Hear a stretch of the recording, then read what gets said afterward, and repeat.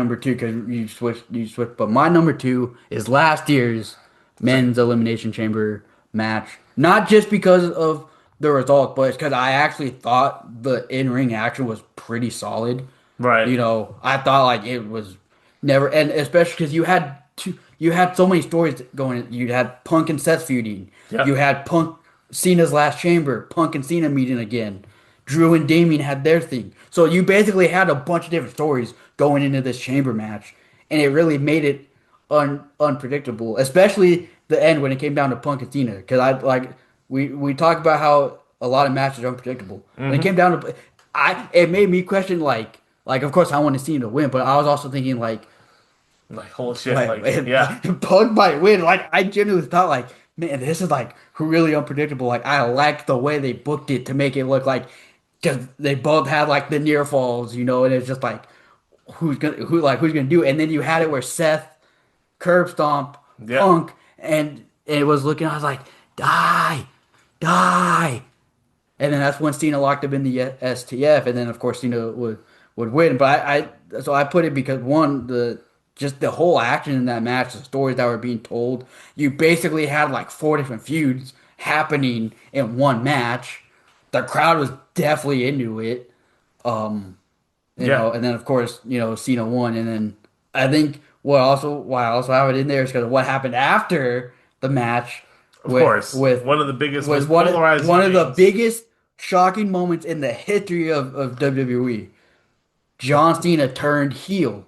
Obviously, You can obviously. say what you want about the post heel turn, the heel turn itself, but that moment, the heel turn itself was shocking. Like to me, like of course, I know you grew up that, but to me, at least in my generation, this was my like Hogan joint being the third man. Right. This was my equivalent to that. Now, you were saying at the time that this was bigger. Even at the time, I was like, no, it's not. It's all Yeah, about, yeah. looking back, I will still say Hogan's heel turn was Well, it's massively the bigger. better Yeah. turn. But I'm just saying in terms of like comparing the two, like to me that was like my Hogan being the third man. I mean, look, in the moment, yes. The moment, yeah, absolutely. But, like, Like the heel turn itself was tremendously done. The turn itself. right. You can say what you want about the run afterwards, but I'm just talking about the moment itself, and I feel like that's also why I have the men's chamber at my number two, just Hmm. because of what happened after. Hmm. Because nobody thought in a million years that the biggest babyface in the company, or at least the biggest babyface of the last 20 years, was going to become a bad guy. Right. Yeah, exactly. Well, yeah, I mean, I have that as my number two as well because of the star-studdedness that was in that Elimination Chamber as well. I mean, look at it was John Cena's last Elimination Chamber. You had CM Punk, you had Seth Rollins, you had all these different guys that were a part of the new generation, sorry, the old generation, and then you had guys that kind of were, like a part of this newer generation, like a Yeah. McIntyre, like a Priest. And then I know I didn't purposely forget that. I just forgot because you did Logan Paul was in the match too. But I feel like the reason I kind of Hmm. overshadowed it because he wasn't really feuding with any of the men that were in that chamber. So I Right. kind of feel like that's probably why that's honestly why I forgot to mention I'm them. probably gonna look at that as like Randy Orton in the 2003 Elimination Chamber match, like Logan Paul, like in last Like year's. he Like, like he was the outsider. Be like it's like all the other men have like but I reasons to be in mean, that match. if we're kind of ranking them, I mean, Damian Priest is a step below Logan Paul, Yeah, but also to his credit, Damian Priest world is a champion. former world champion, so you got to put Well, that to his Logan credit Paul is a future too. world champion.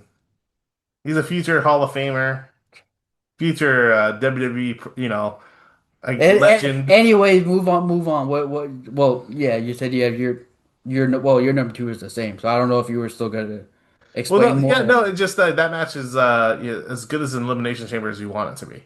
Yeah, and especially with how star-studded it was, it had that potential of like this match might not be that good. Like, yes, you have a great lineup, but it might not be that good. And then it ended up being really good, Right. which I think is one of the few instances where it's like you actually had a stacked chamber lineup, and it pretty much lived up to its hype. Hmm. Exactly.